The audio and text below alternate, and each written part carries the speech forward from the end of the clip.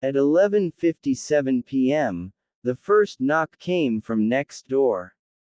It wasn't loud. It wasn't urgent. Just 3 soft taps, polite, patient, like someone who knew I was awake and wanted me to know they knew. I paused the TV. The New Year's Eve countdown glowed silently on the screen, confetti frozen mid-fall. Outside, fireworks cracked across the winter sky. Inside my apartment, everything felt suddenly wrong. Another knock. Same rhythm. I checked my phone. No missed calls. No texts. My wife, Laura, was in the kitchen pouring champagne, humming along with the broadcast. She hadn't heard it. "Did you invite someone?" I asked. She shook her head, smiling.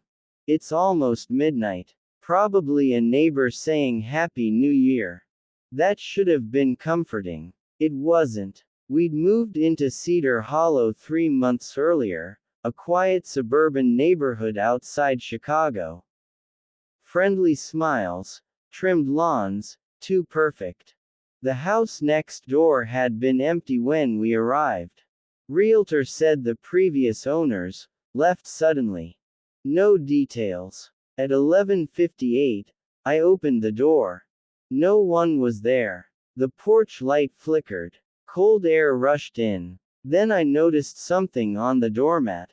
A small digital timer. It was counting down from 2 minutes. I stared at it, heart pounding.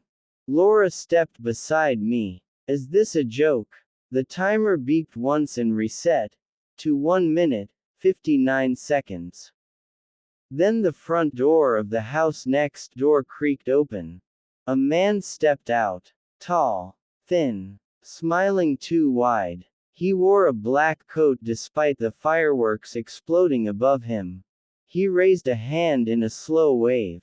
"Happy almost New Year," he called. My mouth went dry. "Can we help you?" He tilted his head, listening to the timer. "Oh, you already have it," he said, pleased. "Good. We're right on schedule." Laura grabbed my arm. "What schedule?" The man's smile twitched. "You'll see." At 11:59, the timer beeped faster.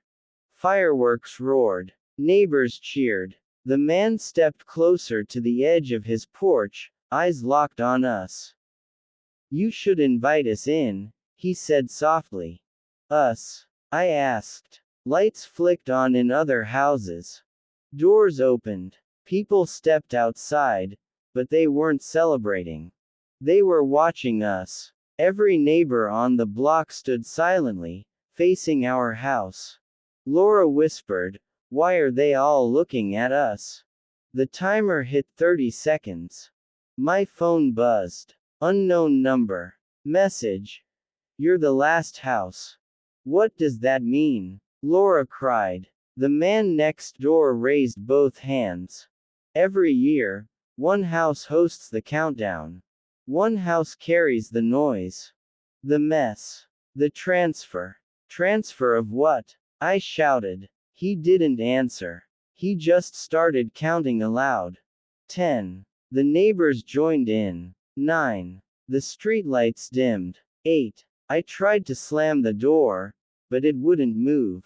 7. Laura screamed. 6. The timer reached 0. Everything went silent. No fireworks. No cheers. No wind. Then the house shook. A deep, metallic thud echoed through the walls, like something heavy landing on the roof. Footsteps followed. Many of them. Crawling. Scraping. Laura collapsed to her knees. "They're inside." The man next door laughed. "No, they're with you." The TV snapped back on.